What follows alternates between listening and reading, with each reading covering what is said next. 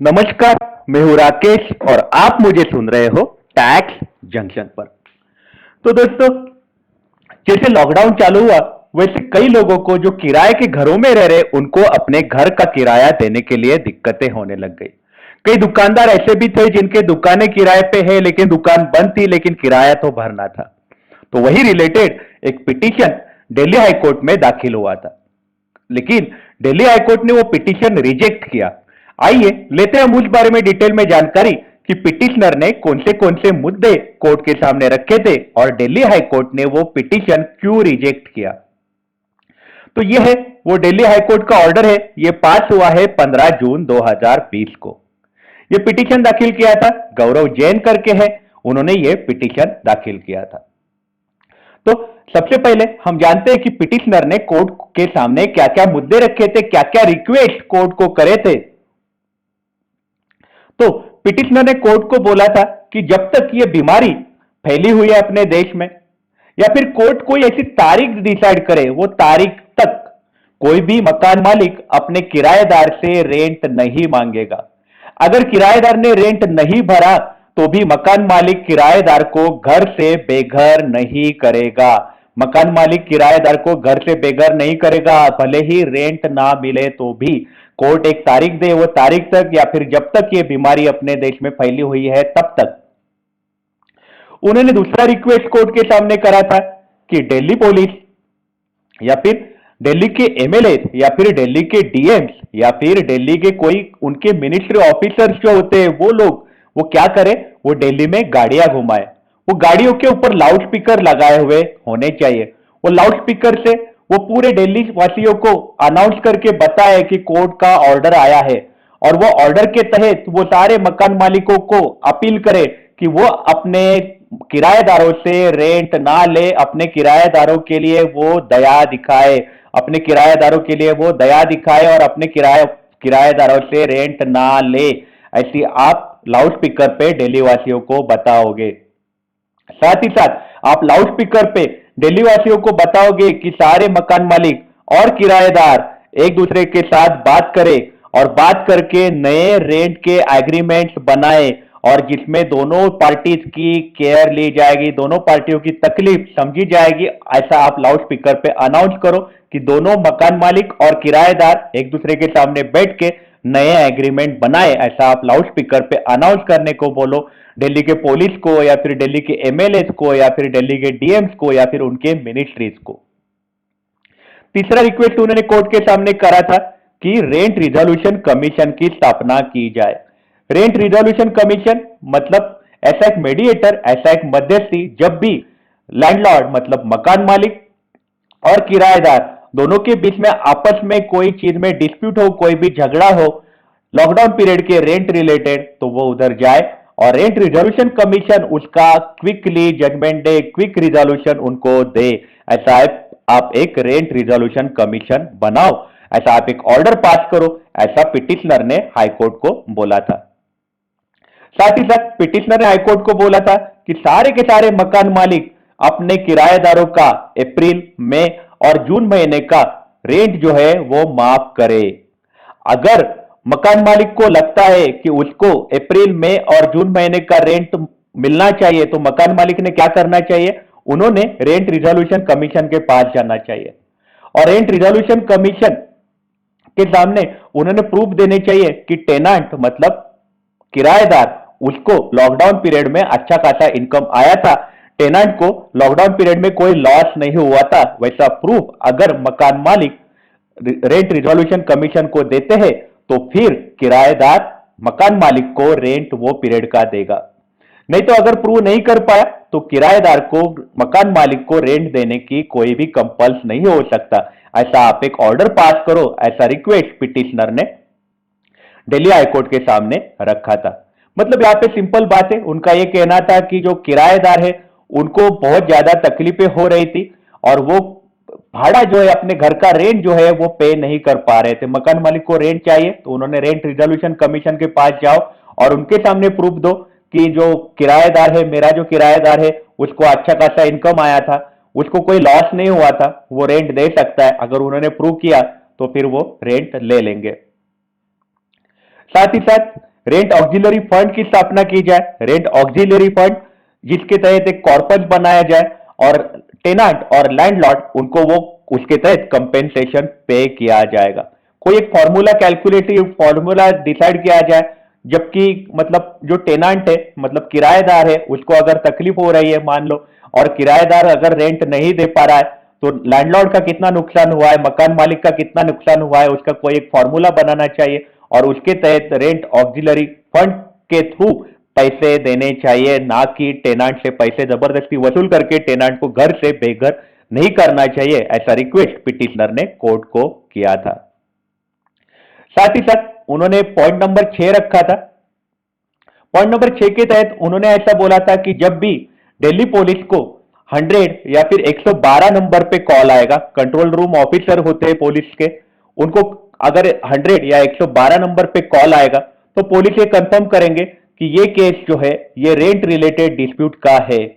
और वो केस अगर उन्होंने कंफर्म किया तो वो जो कॉलर है, भले ही वो टेनांट हो मतलब मकान मालिक हो या फिर किराएदार हो, वो कॉल जो है वो कनेक्ट करके देंगे रेंट रिजोल्यूशन कमीशन को। फिर रेंट रिजोल्यूशन कमीशन कमीशन जो है वो इनकी बातें सुनेगा।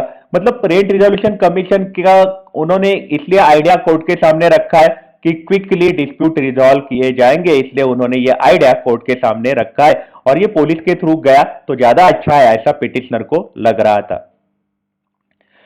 साथ ही साथ पिटिशनर ने और एक मुद्दा रखा कोर्ट के सामने, पॉइंट नंबर 7, कि उन्होंने बोला था कि रेंट रिजोल्यूशन कमीशन आप जब बनाओगे तो वो क्या करेंगे, वन टाइम एमनेस्टी स्कीम लाएंगे मकान मालिक और किराएदारों के लिए। एक स्कीम अनाउंस करने के लिए उन्होंने रिक्वेस्ट करी थी कोर्ट को, ऐसा बोला था आप ऑर्डर पास कर दो कि लैंडलॉर्ड और टेनांट मकान मालिक और किराएदार उनके पास मान लो कि कोई डॉक्यूमेंट नहीं है, मान लो कि रेंट एग्रीमेंट नहीं है, लीज डीड नहीं है या फिर पुलिस वेरिफिकेशन फॉर्म नहीं है, तो भी आप उनका केस लोगे, रेंट रिजोल्यूशन कमीशन तो भी एक केस लेगा, ऐसी कोई अमनेस्टी स्कीम आप डिक्लेयर करोगे, ऐसा उन्होंने कोर्ट के सामने रिक्वेस्ट किया था।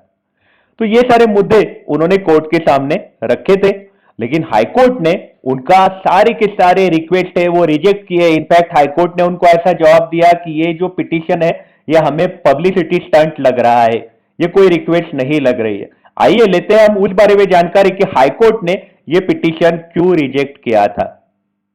तो ये हाईकोर्ट ने इसमें हाईकोर्ट ने क्या क्या मुद्दे रखे थे कि क्या क्या पिटिशनर चाहता है। पिटिशनर सबसे पहले चाहता है कि रेंट जो है सारे के सारे किराएदारों का माफ किया जाए, रेंट रिजोल्यूशन कमीशन की स्थापना हो, रेंट ऑक्सिलरी फंड बनाया जाए, साथ ही साथ पुलिस है उनके स्टैंडर्ड ऑपरेटिंग प्रोसीजर में बदलाव किया जाए, जिसके तहत 100 और 112 नंबर पे अगर कॉल आता है तो पुलिस सुन के लेंगे और वो रेंट रिजोल्यूशन कमीशन को लोगों का कॉल कनेक्ट करके देंगे। और आखिरी का मुद्दा है जो एमनेस्टी स्कीम की हम बात कर रहे थे कि अगर किसी के पास कोई डॉक्यूमेंट नहीं रहा तो भी रेंट रिजोल्यूशन कमीशन जो है, मान लो लीज डीड नहीं रही या फिर रेंट एग्रीमेंट नहीं रहा, तो भी रेंट रिजोल्यूशन कमीशन जो है वो केस अपने सामने हियरिंग को लेगी। तो हाईकोर्ट ने बोला था कि ये जो लिटिगेशन है, पिटिशन पब्लिक इंटरेस्ट लिटिगेशन है, ये बेसलेस है, ऐसा हाईकोर्ट ने क्लियरली बोल दिया। उन्होंने बोला कि ये जो दिल्ली हाईकोर्ट ने क्लियर कर दिया कि ये जो पिटिशन पब्लिक इंटरेस्ट लिटिगेशन का पिटिशन जो दाखिल हुआ है, ये पिटिशन पूरा का पूरा बेसलेस है। दिल्ली हाईकोर्ट ने क्लियर किया हम घटना के आर्टिकल 226 के तहत ऐसे ऑर्डर नहीं पास कर सकते कि जिसके तहत सारे के सारे लोगों का रेंट माफ कर दिया जाएगा। कोर्ट अपने तरफ से क्लियर है। कोर्ट ने आगे ऐसी बातें बोली है, कोर्ट ने बोला है कि जो मकान मालिक होते और जो किराएदार होते उनके बीच में एग्रीमेंट हुआ रहता है, रेंट एग्रीमेंट हुआ रहता है। अगर रेंट एग्रीमेंट के तहत किराएदार ने अगर मकान मालिक को रेंट देने हैं तो कोर्ट इसमें कैसे इंटरफेयर कर सकते।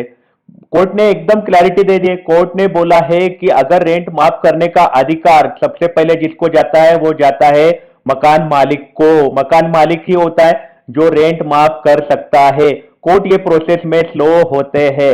मतलब कोर्ट एकदम क्लियर है। कोर्ट का कहना है, क्लियरली कहना है कि मान लो कि दो पार्टियों के बीच में डिस्प्यूट है, मतलब एक मकान मालिक और एक किराएदार, ये दोनों के बीच में झगड़ा है और वो कोर्ट के पास गए तो कोर्ट फैसला सुना सकते हैं। लेकिन कोर्ट सारे के सारे पब्लिक के लिए, सारे के सारे मकान मालिकों के लिए ऐसे ऑर्डर नहीं पास कर सकते कि आप अपने सारे के सारे किराएदारों का रेंट माफ कर दो। दो लोगों के बीच में झगड़ा है, वो झगड़ा का रिलेटेड कायदे से वो सुनवाई कर सकते हैं। सबके लिए, पब्लिक के लिए कोर्ट ऐसे ऑर्डर नहीं पास कर सकते हैं। कोर्ट ने एकदम क्लियर बोल दिया। कोर्ट ने बोला कि आप अपने दिमाग में रखो कि हम चैरिटी नहीं कर सकते, दूसरों को नुकसान पहुंचा के हम चैरिटी नहीं कर सकते। हम अगर कायदे से बाहर अगर चैरिटी करने लग गए तो दूसरों के लिए इनजस्टिस हो जाएगा। मतलब अगर कायदे से दो लोगों के बीच में एग्रीमेंट साइन हुआ है, कायदे से अगर किराएदार ने बोला है मकान मालिक को मैं तुमको इतना रेंट दूंगा, तो कोर्ट ऐसे कैसे बोल सकता है मकान मालिक को तू रेंट मत ले, वो अधिकार तो मकान मालिक का है। ऐसा कोर्ट ने क्लैरिटी दे दी है। कोर्ट ने बोला हम जनरल ऑर्डर ऐसे पास नहीं कर सकते। रही बात रेंट रिजोल्यूशन कमीशन की, कोर्ट ने बोला ये एक अच्छा आइडिया है, लेकिन इसमें भी बहुत सारे मुद्दे आते हैं। कोर्ट ने ऐसा बोला कि अगर रेंट रिजोल्यूशन कमीशन में अगर कोई मेडिएटर अपॉइंट करना है तो दोनों पार्टियों की सम्मति लगती है। मतलब मकान मालिक और किराएदार दोनों पार्टियों की सम्मति लगती है कि यह आदमी हमारा मेडिएटर का काम करेगा। साथ ही साथ कोर्ट ने ऐसा बोला कि लैंडलॉर्ड जो होते हैं उनके ऊपर कैसे क्या आप डाल सकते हो कि आप प्रूव करो। लैंडलॉर्ड कैसे प्रूव करेंगे कि आप बोलो कि टेनांट जो है मतलब किराएदार है उसको फाइनेंशियल सिचुएशन उसकी अच्छी है या उसकी बुरी है। लैंडलॉर्ड को मतलब मकान मालिक को कैसे पता चलेगा कि अपना जो किराएदार है उसकी फाइनेंशियल कंडीशन अच्छी थी इसलिए मेरे को रेंट लेने का अधिकार है। लैंडलॉर्ड कैसे प्रूव कर पाएगा? तो कोर्ट ने रेंट रिजोल्यूशन कमीशन का जो प्लान था मतलब जो रिक्वेस्ट थी वो कोर्ट ने रिजेक्ट कर दी है। कोर्ट ने साथ ही साथ रेंट ऑक्सिलरी फंड का रिक्वेस्ट भी रिजेक्ट कर दिया है। साथ ही साथ एसओपी स्टैंडर्ड ऑपरेटिंग प्रोसीजर जो पुलिस लोगों के लिए रिक्वेस्ट कर रहे थे कि 100 और 112 पे कॉल आए तो आप उनको रेंट रिजोल्यूशन कमीशन को आप बताओ, लेकिन रेंट रिजोल्यूशन कमीशन अपॉइंट करने के लिए कोर्ट ने मना कर दिया है। तो साथ ही साथ फिर रेंट ऑक्सिलरी फंड और साथ ही साथ एसओपी पुलिस के लिए वो भी उन्होंने मना कर दिए हैं।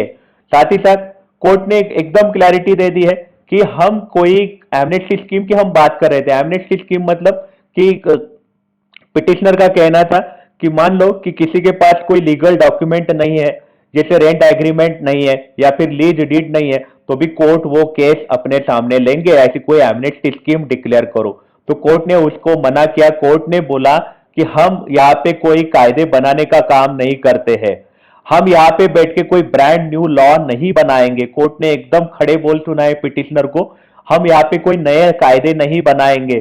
कोर्ट ने एकदम बोला कि हमारे जो काम होते हैं वो होते हैं कायदा फॉलो करना, घटना के अनुसार जो कायदे बने हुए हैं वो कायदों का अगर उल्लंघन होता है तो कोर्ट जजमेंट देते हैं। कोर्ट वहां पे बैठ के कोई एमनेस्टी स्कीम डिक्लेयर नहीं कर सकते। कोर्ट ने एकदम क्लैरिटी दे दी है कि हमारा काम अलग होता है, हम डायरेक्शन दे सकते या फिर एडवाइजरी दे सकते हैं, लेकिन हम वहां बैठ के कायदे नहीं बना सकते हैं। कोर्ट ने एकदम क्लैरिटी दे दी है कि रेंट जो है वो माफ नहीं होने वाला है। रेंट माफ करने का अधिकार अगर जिसको है तो वो है मकान मालिक को, और किसी को भी रेंट माफ करने का अधिकार नहीं है। कोर्ट ने यह भी बोला कि अगर किराएदार को ही नुकसान हुआ है लॉकडाउन पीरियड में, फाइनेंशियल हार्डशिप हुई है, ये मानना भी गलत है। क्योंकि आप ये बात भूल रहे हो कि कई ऐसे मकान मालिक होते हैं जो फिनेंशियली जो पूरे के पूरे डिपेंड होते हैं रेंट इनकम पे। जैसे मान लो कि कोई विडो है मतलब कोई विधवा है या फिर कोई रिटायर्ड आदमी है, तो वो आदमी तो रेंट पे ही डिपेंड है, उसको अगर किराया आएगा तो ही वो अपना घर चला पाएगा। आप ऐसे कैसे बोल सकते हो कि सारे के सारे किराएदार जो है उनको ही नुकसान हुआ है, मकान मालिकों को नुकसान नहीं हुआ है? ऐसे कोर्ट ने खड़े बोल उन्होंने पिटिशनर को सुनाए। कोर्ट ने ऐसा बोला कि हम स्पेसिफिक फैक्ट्स में जाके बोल सकते, हम जनरल ऑर्डर नहीं पास कर सकते। जो हम बात बोल रहे थे कि अगर सिर्फ दो लोगों के बीच में अगर कोई तकलीफ हो, एक किराएदार एक मकान मालिक, वो दोनों कोर्ट पहुंचे तो कोर्ट जजमेंट दे सकते, लेकिन कोर्ट वहां पे जनरल ऑर्डर नहीं पास करता सारे के सारे किराएदारों के लिए, और सारे के सारे मकान मालिकों के लिए कोर्ट ऑर्डर पास नहीं कर सकते हैं। कोर्ट बोले कि हम लमसम जनरल सबमिशन का हम कोई भी बात नहीं कर सकते हैं। कोर्ट ने एकदम क्लियर बात बोली है। तो कोर्ट ने फाइनली ऐसा बोला, कोर्ट ने एकदम कड़क वर्ड्स में बोला कि ये जो पिटीशन है ये पब्लिक इंटरेस्ट लिटिगेशन पिटीशन नहीं है, ये तो पब्लिसिटी इंटरेस्ट लिटिगेशन है। कोर्ट ने खड़े बोल सुनाए, आप पब्लिसिटी लेने के लिए आए हो कोर्ट में। कोर्ट ने ऐसी बात बोली है पिटिशनर को। साथ ही साथ कोर्ट ने फिर बोला कि ये जो पिटिशनर है कि उनको हमने पहले ही बोला था कि ये पिटीशन जो है ये अब्यूज ऑफ लॉ है, कायदे का उल्लंघन टाइप का है, मतलब कायदे को अब्यूज करने के टाइप का ये पिटीशन हमें लग रहा है।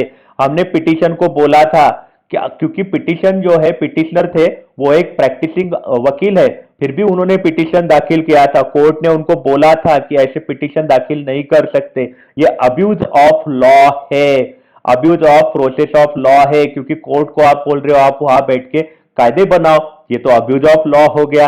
कोर्ट ने क्लैरिटी दे दी है। फिर भी पिटिशनर ने क्या किया कि ये जो एग्रीमेंट आर्ग्यूमेंट है वो लेके आते रहे, जो वकील होके भी, पिटिशनर वकील है तो भी वो आर्ग्यूमेंट लेके आते रहे, और उन्होंने क्या किया, जुडिशियल टाइम जो है, हमारा जो समय है, वैल्यूएबल समय है, वो बर्बाद किया। इसलिए कोर्ट ने पिटिशनर को बोला कि हम ये पिटिशन डिसमिस करते और आप 10,000 रुपए भरोगे, और वो 10,000 रुपए जो है ये बीमारी रिलेटेड वेलफेयर मेजर्स के लिए काम आएंगे। मतलब कोर्ट ने उल्टा पिटिशनर को फाइन लगा दी है। कोर्ट ने पिटिशनर को बोला है कि आप यहाँ पे पब्लिसिटी लेने के लिए आए हो, आप एक लॉयर हो, तो भी हमने आपको बोला था आप एक लॉयर हो, इसलिए हमने आपको मौका दिया था, तो भी आप आर्ग्यूमेंट आगे बढ़ाते गए, इसलिए कोर्ट ये पिटिशनर से नाराज हो गए थे और कोर्ट ने पिटिशनर को 10,000 रुपए का फाइन लगा दिया है। कोर्ट ने क्लैरिटी दे दी है कि रेंट जो है वो माफ नहीं होने वाला है। एनीवे, आपकी इस बारे में क्या राय है हमें जरूर बताइएगा। आप अपना ख्याल रखिएगा, जब जरूरत हो तभी घर से बाहर निकलिएगा, अगर काम के लिए बाहर निकल रहे हो तो आप अपने आप को सैनिटाइज करते रहिएगा। Take care, have a nice day. माफ रखिएगा, जब जरूरत हो तभी घर से बाहर निकलिएगा, अगर काम के लिए बाहर निकल रहे हो तो आप अपने आप को सैनिटाइज करते रहिएगा। Take care, have a nice day.